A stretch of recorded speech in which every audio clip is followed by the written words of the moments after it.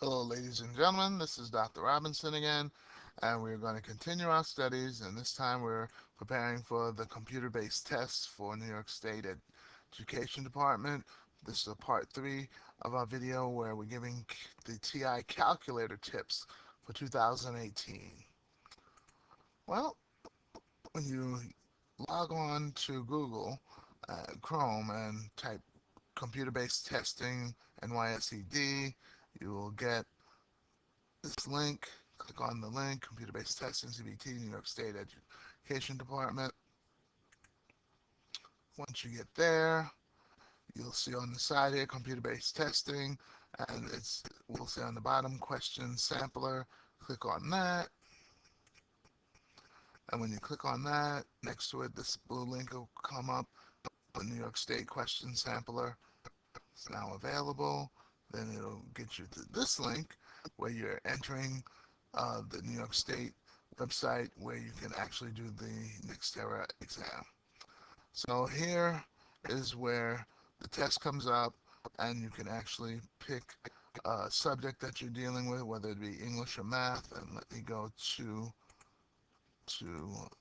the site itself. So bear with me a second. Okay. So we can choose math or ELA, and the grade level, it goes from 3 to 8. So let's choose grade 7. What number test we want to do, which sampler. Sampler number 1 we'll try to work with.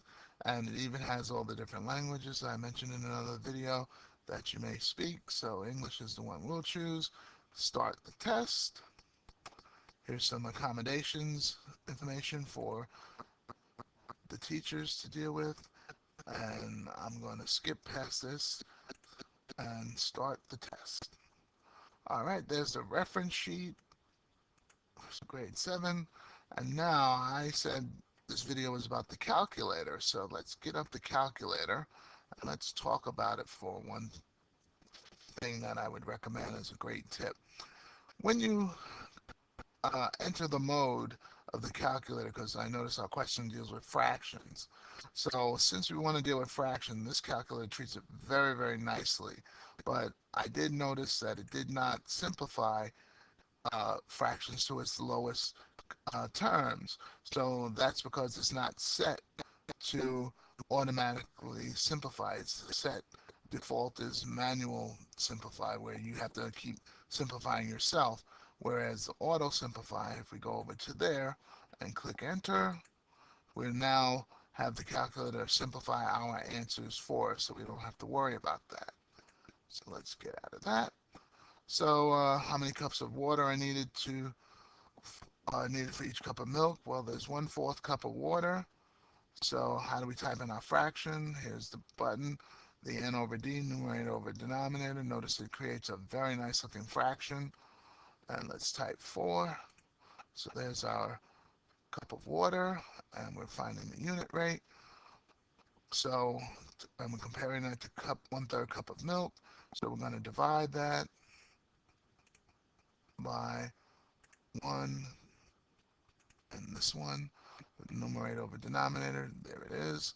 And we could move over and press enter, and we get our answer, which is choice B, 3/4. So you'll need 3/4 cup of water for each cup of milk. Now, what's interesting is a button down here that's left and right.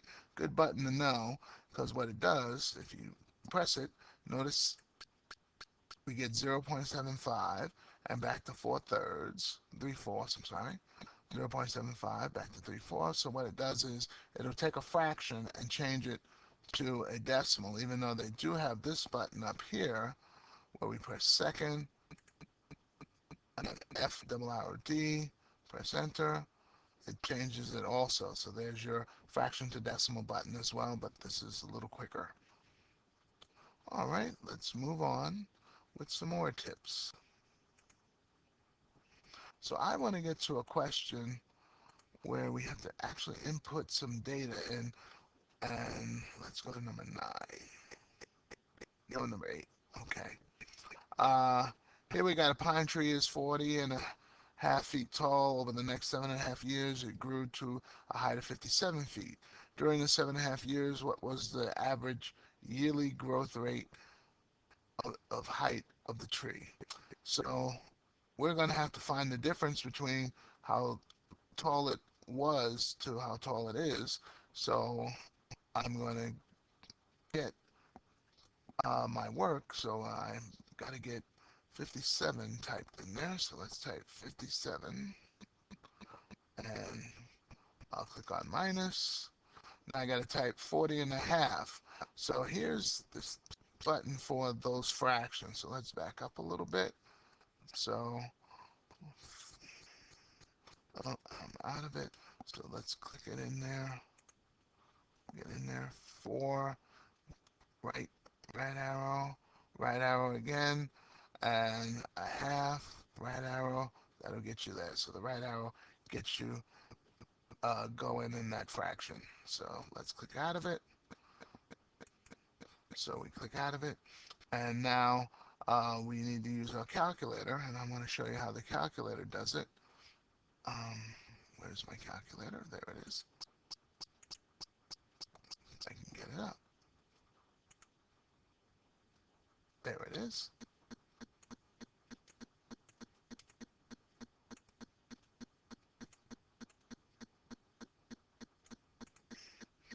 So I got 57.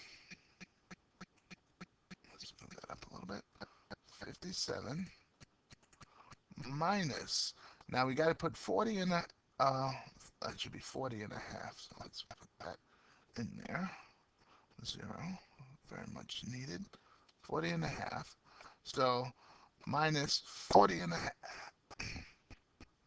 Here is our fraction button for 40. We can type that 40 in. Go to the right arrow. Now get our numerator, which is 1. And then go to the right arrow to get the denominator 2, and there is, let's go over another one, there is your 40 and a half. So if we press enter, we've noticed the difference between the two is 16 and a half. Now normally with my other calculator I could slide this answer out and paste it in here, so the copy function is not working. So on this calculator, so you have to actually physically type it in. So I'm going to type equal, and now I got to type in a mixed number, so I get my mixed number icon and type in 16, and I'm outside of it. Let's click on it. So click on it so you're in there. So 16, right arrow, and a half. Oops. Let's right arrow again, and a half, right arrow, and a half. There we go. So equals 16 and a half.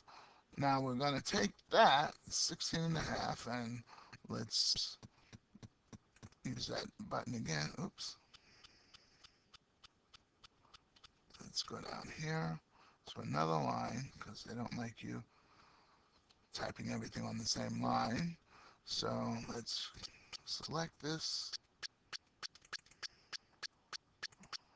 16, right arrow again, and a half, right arrow.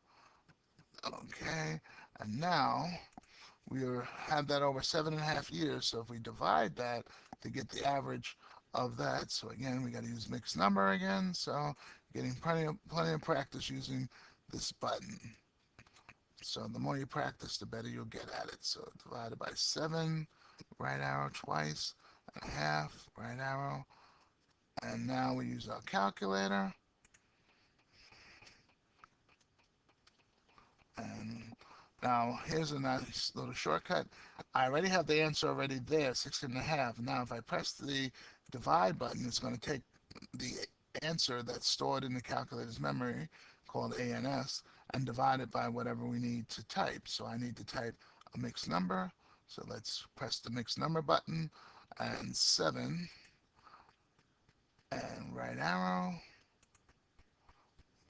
1 half. Right arrow again, half, and right arrow, and now press enter, and we get 2 and 3 and 6/30. Now I notice 6/30 is not reduced down to its lowest term, so there's a button called simp, which is simplification. So I'm going to press it, and it takes my answer, and it's going to simplify when I press enter, and it's reduced it down to 2 and 3/15. So in other words, a factor, it divided it by 2. Now I'm looking at this again. I'm wondering, is it still simplified into its lowest terms? So I'll press simplify again and press that, and now it's down to 2 and 1/5. And that looks like as low as it can go. It divided it by a factor of 3. So our answer would be 2 and 1/5. And I did not like, because when I checked the mode, it should be on auto, but I noticed it defaulted back to manual. So you might want to be careful with that, and make sure it doesn't default on you, or use the simplification button. So our answer was 2 and 1/5. So let's put that in here. And 2, move over 1, move back 1, 1/5. And that's what we got to type down here. And they have the same equation editor. And if you haven't seen my video on equation editor, check it out. 2 and 1/5.